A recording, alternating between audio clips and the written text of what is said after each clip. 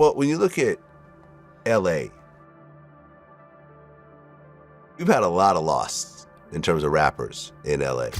But then you got Nipsey, PnB Rock, Drakeo the Ruler.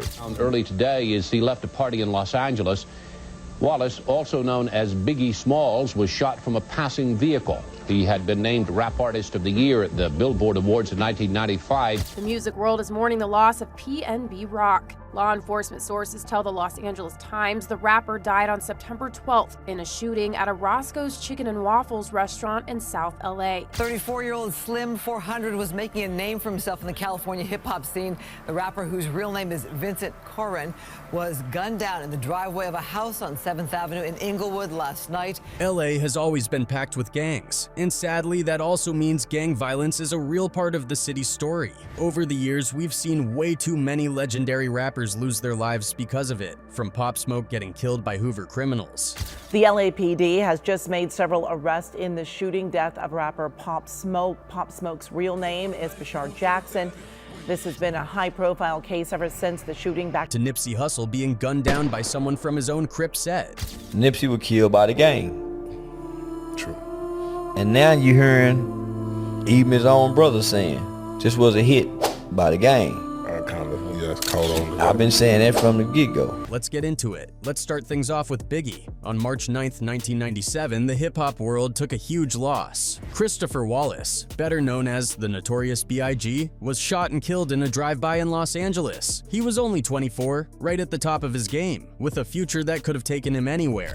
Early today, as he left a party in Los Angeles, Wallace, also known as Biggie Smalls, was shot from a passing vehicle. He had been named Rap Artist of the Year at the Billboard Awards tonight. Ever since that night, there's been all kinds of theories about who was behind the murder. But one name that keeps popping up is Wardle Poochie Faust. So you're saying that Suge told Poochie to kill Biggie? Indirectly. Now, Poochie wasn't just some random dude off the street. He was a mob Piru blood, someone who was deeply connected to Suge Knight and allegedly part of Suge's personal hit squad for Death Row Records. Word on the street is that Suge had Poochie carry out the hit on Biggie as payback for Tupac's murder. Is he known as a shooter? Yeah.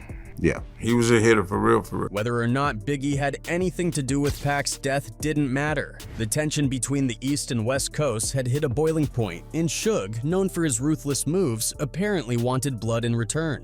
Retired LAPD detective Greg Kading, who spent years digging into Biggie and Tupac's cases, claimed that Suge used a woman known as Teresa Swan, reportedly one of his girlfriends, to help pull strings from behind bars. Like Puffy used Zip, Suge uses a baby mama of his named Teresa Swan, and has her deliver the message and make the solicitation for Poochie to get at Biggie. Suge was locked up at the time, but that didn't stop him.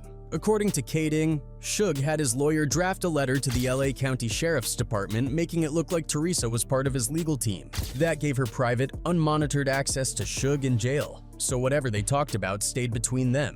In one of those visits, Suge allegedly gave the green light for Biggie's murder and told Teresa how it should go down. He promised there'd be money in it for whoever handled the job. Teresa then reached out to Poochie and they reportedly met up at a Denny's in Lakewood to discuss it. Poochie wanted to know how the payment would work, and Teresa told him not to worry. Once Biggie was taken care of, the money would come through. And from there, the hit was supposedly in motion. Next up, we got Pop Smoke. Pop's death in February 2020 hit hard. He was only 20 years old and just starting to take over the rap game with his unique drill sound. Suzanne Marquez, Pop Smoke was known by some of the biggest names in the business, like Nicki Minaj and 50 Cent. His murder has stunned fans. At the time, he was out in LA, staying in a rented home in the Hollywood Hills. That's where everything went sideways. A group of guys broke into the house in what was supposed to be a robbery, but it ended in murder. Pop was shot and killed during the invasion, and the news of his death stunned fans everywhere. Eventually, a few names were tied to the crime. Jaquan Murphy, Keandre Rogers, Corey Walker, and a young dude known online as Hyun Blockstar.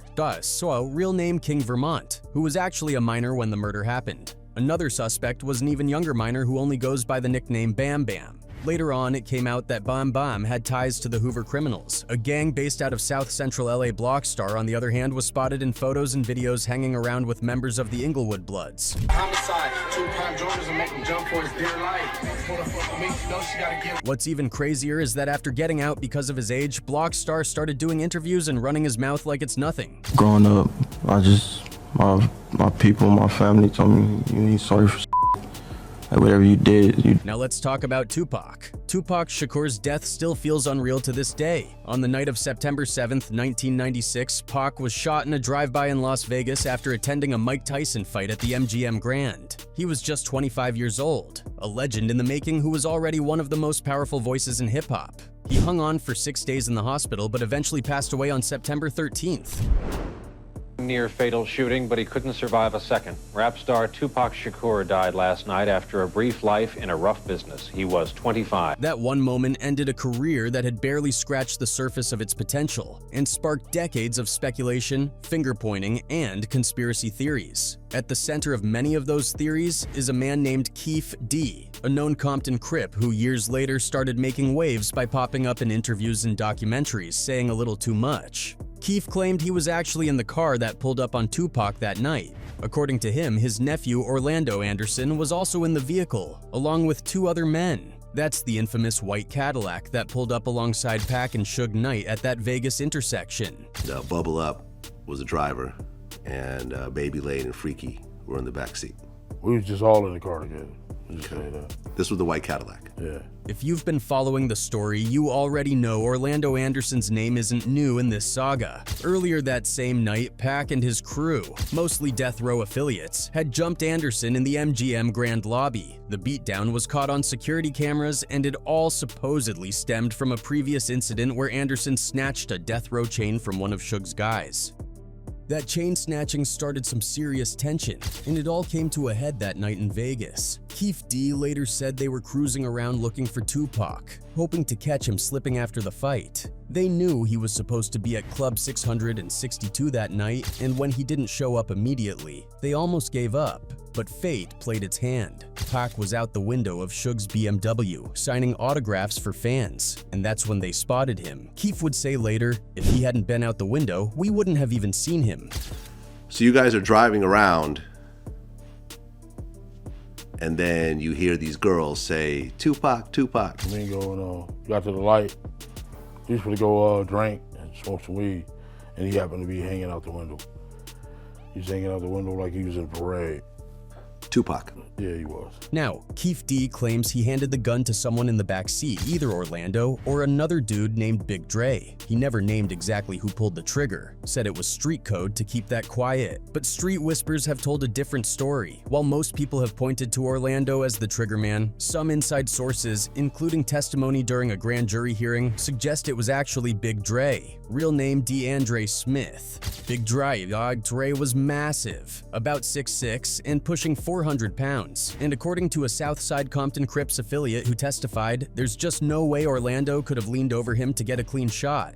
He was too big, the witness explained. Shells would have been flying in his face. It had to be Dre who pulled it. That small detail flipped the entire narrative for a lot of people, making Dre the more likely shooter, even though Orlando took most of the blame over the years. Now moving on to Nipsey Hussle. On March 31st, 2019, Nipsey was gunned down in front of his own store, the Marathon Clothing, right in the heart of Crenshaw. It was 3:18 p.m. when shots rang out in the parking lot. Nipsey was hit at least 10 times. The shooter even went as far as kicking him in the head before fleeing the scene. 2 others were also shot and injured. Nipsey was rushed to the hospital, but by 3:55 p.m., he was pronounced dead. He was just 33. Thank you. Some breaking news to tell you about out of the entertainment world. Rapper Nipsey Hussle was shot. 2 others were hurt in a shooting here in LA. What made this murder even more heartbreaking was that it wasn't a random act. It wasn't a robbery or some stranger on a power trip. The man who pulled the trigger, Eric Holder Jr., was someone Nipsey actually knew. And worse, Holder was also a member of the same gang as Nipsey. Both were from the Rollin' 60s Crips. Allegedly, Nipsey had called Holder out for being a snitch. That conversation must have hit a nerve because Holder came back not long after with a gun and opened fire. And even though Holder tried to disappear after the shooting, he didn't make it far. Authorities caught up with him, and he was eventually convicted and sentenced to 60 years behind bars. But the story doesn't end there. Recently, a video surfaced featuring Loose Cannon started trending. In the video, Loose makes a wild claim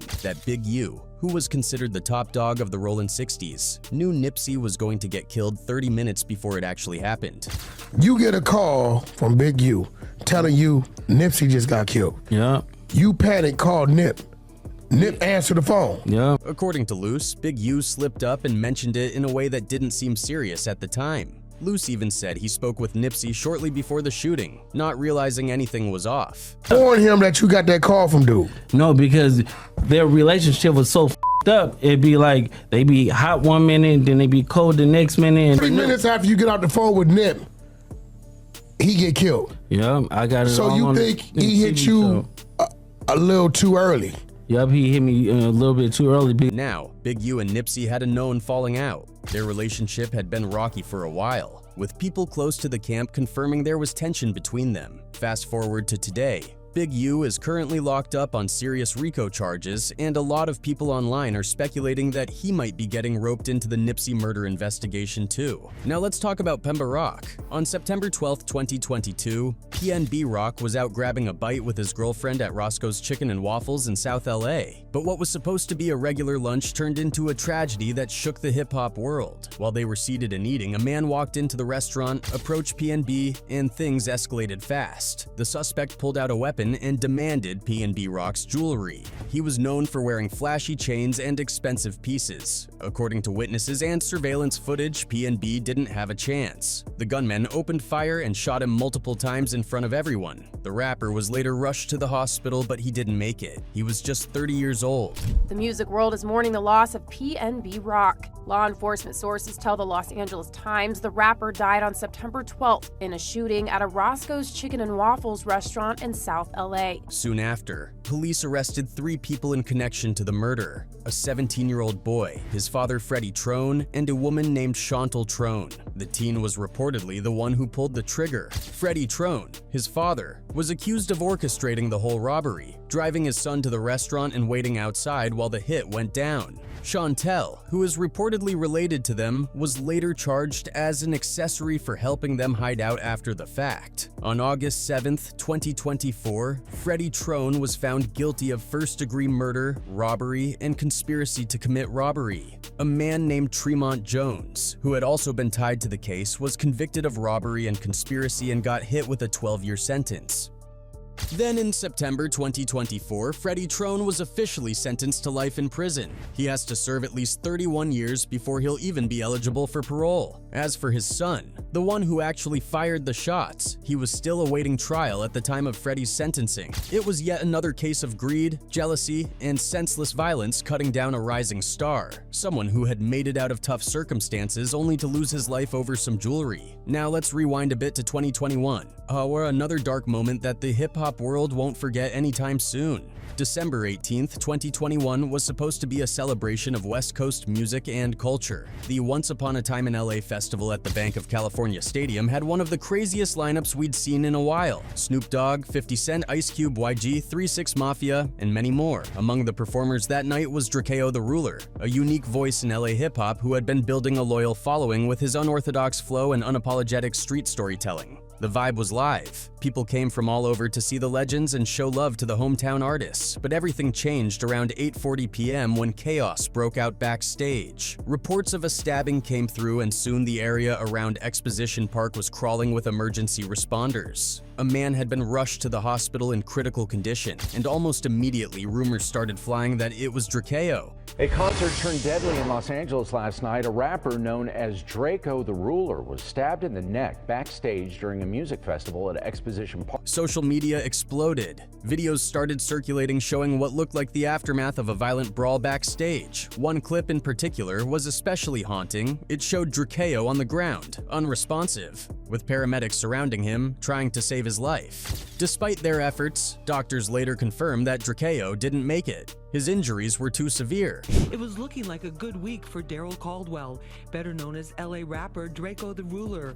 But backstage on Saturday night, officials say he was stabbed in his neck while surrounded by a group and died of his... The hip-hop world was crushed. Artists and fans alike poured out tributes online. Snoop Dogg, who had helped organize the event, released a statement offering condolences and expressing how heartbroken he was that such a tragedy could happen on what was meant to be a night of unity. Even Drake, who had previously collaborated with Drakeo, posted a heartfelt message, mourning the loss of someone he considered a real talent and a friend. The concert was shut down shortly after 10 p.m. as police began their investigation, but the big question remained: who was responsible for this? Drakeo had always been a controversial figure in LA rap. He was affiliated with the Crips, but wasn't locked into just one circle. He had friends and supporters on both sides of the gang divide. That's what made his death even more mysterious. He didn't fit the mold of a typical target, and yet he was clearly marked that night. Over time, a theory started gaining traction that his beef with the Inglewood family gangster bloods, IFGB, might have played a major role in his murder.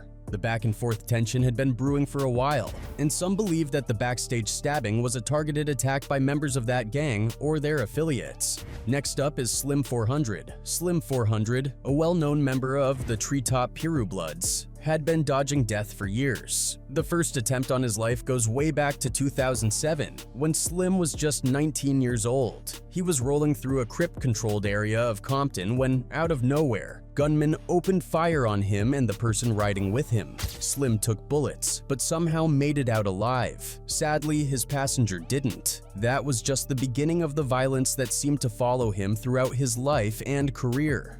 Fast forward to June 28, 2018, Slim 400 was once again targeted, this time in a brutal drive-by ambush in Compton. Multiple masked shooters sprayed his car with bullets while driving past. He got hit 8 times, shots to the back, jaw, and even his head. It was a miracle he survived. Doctors rushed him into surgery at St. Francis Medical Center, and after a long, painful recovery, he pulled through. He would later speak about that incident in interviews. Despite the high-profile nature of the shooting, police never named any suspects, and it became yet another unsolved hit in Compton's long history of street violence. And then, unbelievably, almost exactly 1 year later, on June 28, 2019, Slim 400 was shot again, another drive-by in Compton. This time he took 9 bullets. Once again, it was a close call. Slim was rushed to the hospital and spent almost 2 weeks in the ICU fighting for his life, but against all odds, he survived.